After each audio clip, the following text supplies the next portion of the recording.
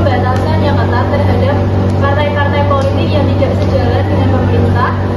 Bahkan beberapa partai yang dianggap berbahaya atau terlalu kritis terhadap pemerintah mengalami pembatasan, intimidasi, atau bahkan pembubaran. Kemudian, penggunaan aparat negara untuk kepentingan politik.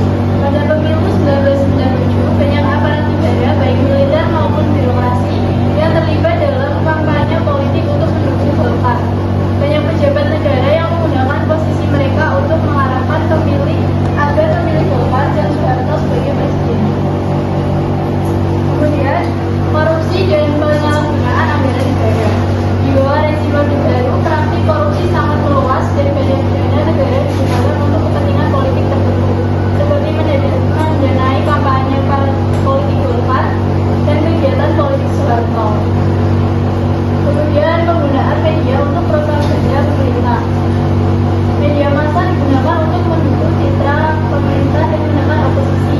Banyak media yang tidak bebas untuk memberikan informasi yang mengkritik pemerintah. Hal ini jelas melanggar sila keempat, karena media seharusnya bebas dan tidak memihak, serta dapat digunakan untuk memberikan informasi yang objektif kepada rakyat.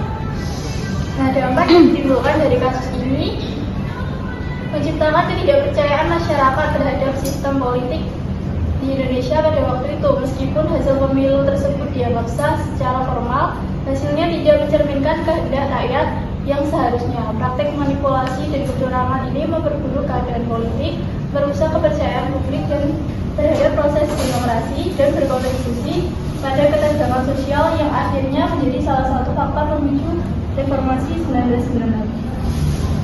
Oke, terima kasih. Sekian dari saya.